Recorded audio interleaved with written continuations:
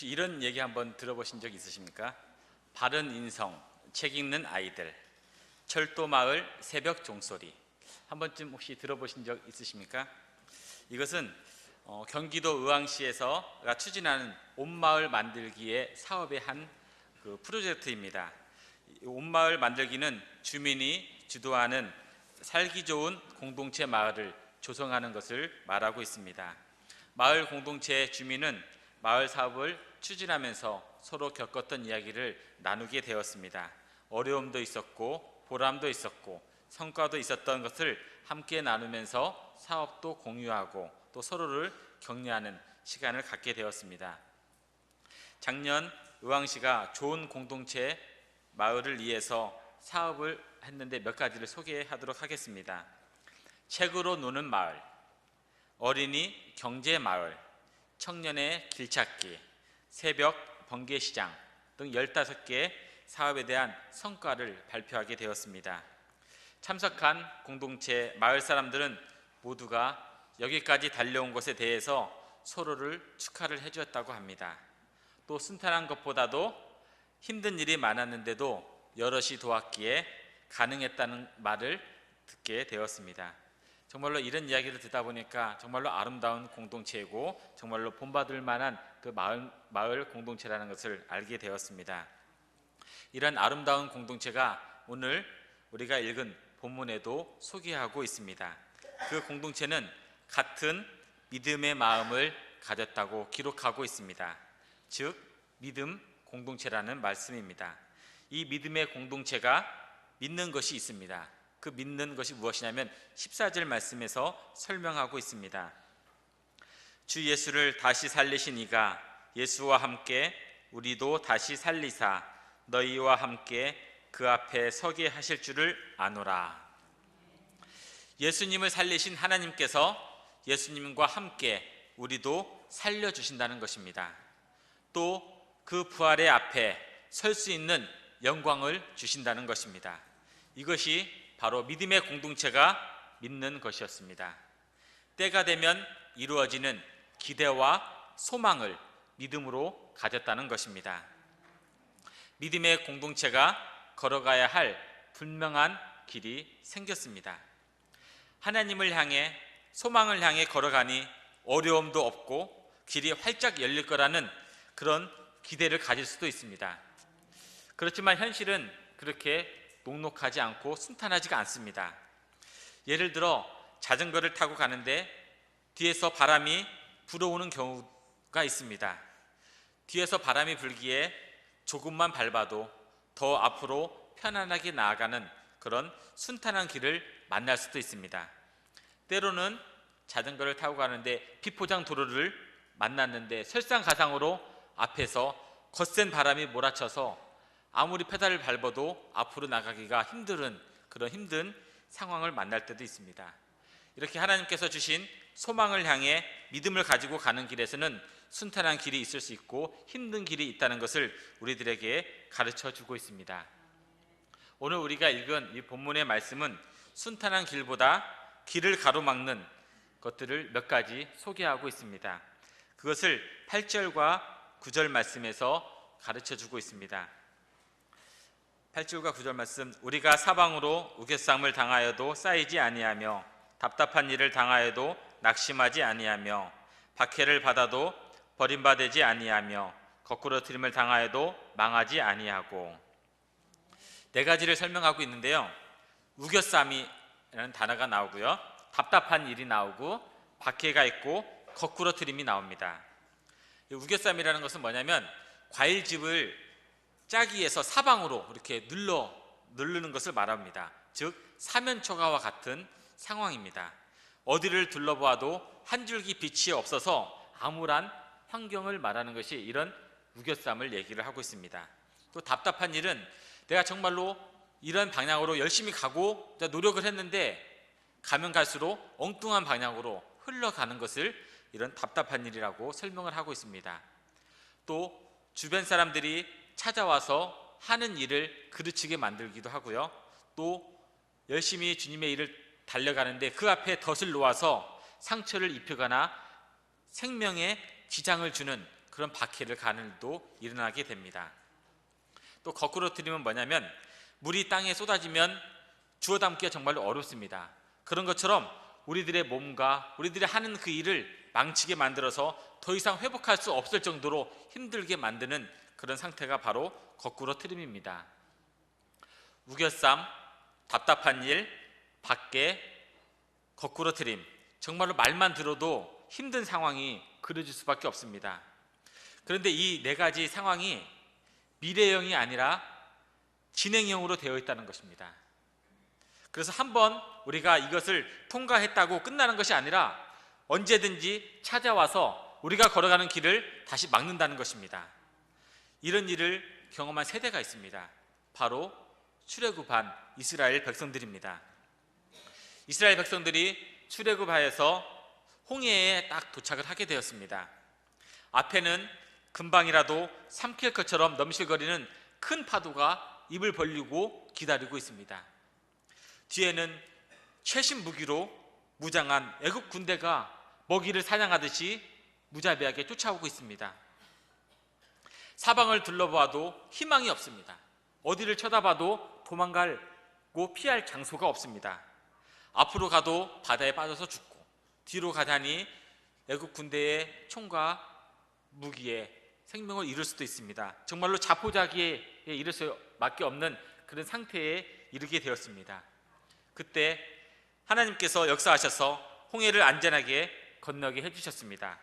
또 바다의 입을 열어서 애국 군대를 삼켜서 우겨쌈에서 완전히 벗어나게 해주셨습니다. 그들은 하나님의 도우심으로 고난과 어려움에서 벗어나는 귀한 경험을 하게 되었습니다. 홍해를 경험한 이들이 가나안 땅에 앞에 두고 10명의 정탐꾼의 소리를 듣게 됩니다. 정탐꾼들이 10명이 와서 무슨 얘기를 하냐면, 우리는 가나안 땅에 들어갈 수 없다. 거대한 안악자손이 있어서 그들을 이길 수 없고 우리는 그들의 먹이만 될 뿐이다 라는 말을 전해주게 됩니다. 이 말을 들은 백성들은 얼마 전에 홍해를 건넜던 백성들입니다. 홍해를 건넜을 때 이들이 자신들의 힘을 사용한 것도 없고 자신들의 생각도 없었고 능력도 없었습니다. 오직 하나님의 능력으로 홍해를 건넜던 이 이스라엘 백성들이 10명의 정탐꾼의 소리를 듣고 실망하며 낙심하게 되었습니다. 불과 며칠 전에 홍해를 건넜던 그런 놀라운 경험을 했던 백성들이 10명의 정탐꾼의 소리에 듣고 낙심하고 좌절하는 상황으로 벌어지게 되었습니다. 이처럼 우겨쌈이나 답답함이나 박해나 거꾸로 트림은 모양을 바꾸어서 우리를 찾아온다는 것입니다. 우리가 주님 앞에 설 때까지 계속해서 다가올 것입니다. 이것을 정말 우리는 이기고 싶습니다. 근데 이것을 이길 힘이 우리에게 있지 않고 하나님께 있다고 성경은 가르쳐주고 있습니다. 7절 말씀입니다. 우리가 이 보배를 질그릇에 가졌으니 이는 심히 큰 능력은 하나님께 있고 우리에게 있지 아니함을 알게 하려 함이라. 하나님의 큰 능력을 힘입어서 방해하는 것을 이길 수 있다는 것입니다. 우겨쌈에서 벗어나게 도와주는 것이 바로 하나님의 능력이 있다는 것입니다. 하나님의 능력으로 답답한 일, 박해, 거꾸로 트림에서 완전하게 벗어날 수 있다는 것입니다. 공동체가 소망을 향해 가는데 하나님의 능력이 절실하다는 것을 가르쳐주고 있습니다. 고난과 어려움은 계속 공동체를 흔들려고 하지만 그럴 때마다 하나님은 더 큰 은혜와 큰 능력으로 지켜주시고 보호해주십니다. 아무리 우겨쌈이 크고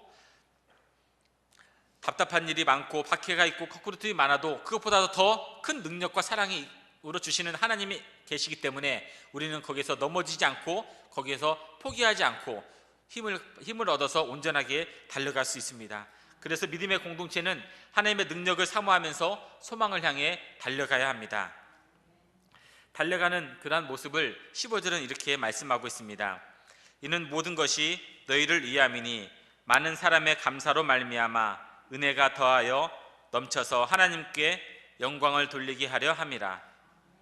하나님의 은혜가 더 많은 성도들을 통해 하나님께 감사와 영광을 드린다는 것입니다. 믿음의 공동체는 소망을 향해 믿음을 가지고 달려갑니다. 달려갈수록 때를 따라 주시는 하나님의 은혜가 있음을 우리는 믿음으로 받아들이십시오. 또 주변을 살펴서 하나님의 은혜에 이르지 못한 자가 있는지를 둘러보십시오. 하나님의 은혜가 없이는 갈 수 없는 길이기 때문입니다.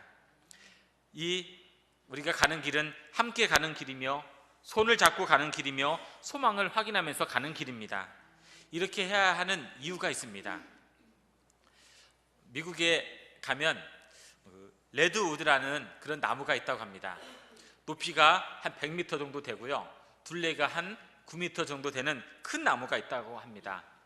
이렇게 큰 나무가 어떻게 거센 비바람이 부는데도 그것을 이겨낼 수 있을까를 연구를 하다가 나무 밑을 파보게 되었답니다. 파보니까 뿌리가 상당히 깊겠다라고 생각을 했는데 뿌리가 고작 3m밖에 되지 않는답니다. 그런 3m밖에 되지 않는 뿌리가 다른 나무의 뿌리와 서로 긴밀하게 연결이 되어 있다는 것을 발견하게 되었다고 합니다.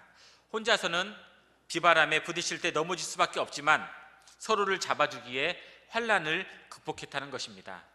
우리들도 마찬가지입니다. 우리는 믿음의 공동체입니다. 혼자가 아닌 함께 같은 믿음을 가지고 모인 사람들입니다. 모였기에 서로를 쳐다보고 귀를 기울이고 소망의 체온을 함께 느껴야 합니다. 이러한 것을 통해서 우리는 성장하고 변화되어서 좌우로 치우치지 않고 올곧게 걸어가는 믿음의 공동체를 유지할 수가 있습니다. 절대 혼자가 아닌 함께 모여서 만들어 나가야 합니다. 함께 은혜를 간구하십시오. 함께 하나님의 능력을 바라보십시오. 채워주시고 인도해 주실 것입니다. 그 인도하심을 발판 삼아 소망을 향해 걸어가는 믿음의 공동체가 되시기를 예수님의 이름으로 소망합니다. 잠깐 그림 하나를 보여드리도록 하겠습니다. 이게 무슨 그림인지 아시겠습니까? 예, 아시는 분 몇 분 계시죠? 예, 맞습니다. 여전도의 총의 마크입니다. 오늘 여전도의 헌신 예배를 드리기에 마크를 준비를 했습니다. 이 그림에는 다섯 가지로 이루어져 있습니다. 뭐가 있냐면 돛대가 있고요, 십자가가 있고요, 밧줄이 있고 배가 있고 원이 있습니다. 이 여전도의 총의 마크니까 여기서 여전도를 가리키는 것이 과연 어떤 건지 아시겠습니까? 알고 계신데 대답을 감추시고 계시죠? 바로 뭐냐면 밧줄입니다. 밧줄인데 이 밧줄은 뭐냐면 바다의 너울과 풍랑의 저울질에도 배가 어느 한쪽으로 기울지 않도록 중심을 잡아주는 것입니다. 그래서 한국 여전도에는 이 나라가 어느 한쪽 방향으로 기울지 않도록 잡아주는 것이 이 밧줄이고요, 이것을 우리 동인교회를 적용을 하면 동인교회 여전도에는 우리 교회가 어느 한쪽 방향으로 기울지 않도록 중심을 잡아주는 것입니다. 정말로 막중한 책임이자 귀한 자리입니다. 여전도에는 이 귀한 자리를 지키는 믿음의 공동체라는 사실을 분명히 기억하고 있어야 됩니다. 이 귀한 자리에서도 우겨쌈이 있을 수 있고요, 답답한 일이 있을 수 있고 박해와 거꾸로뜨림이 일어날 수 있습니다. 이것들이 있다고 해서 믿음의 공동체가 이러한 것들을 주제로 말하고 다투거나 반목한다면 배가 자초되고 큰 타격을 입을 것입니다. 이런 것들에 물들지 말고 과감하게 버리십시오. 소망과 기대를 향해 도약하며 힘차게 달려가십시오. 하나님께서 도와주실 것입니다. 또 믿음의 공동체 안에 있는 약한 지체와 연약한 지체를 둘러보십시오. 그들을 끌어서 안아주시고 보듬어서 쓰러지지 않고 소망을 향해 달려갈 수 있도록 도와주십시오. 하나님께서 때를 따라 은혜를 부어주실 것입니다. 이제는 여전도회가 결단하고 소망이 넘치는 믿음의 공동체로 도약하십시오. 함께 손을 잡고 소망을 공유하는 믿음의 공동체로 변화되십시오. 그리하여 동인교회 여전도의 많은 회원들을 통해 하나님께 더 많은 감사를 드리며 영광을 돌리는 굳건한 믿음의 공동체가 되시기를 예수님의 이름으로 축원합니다.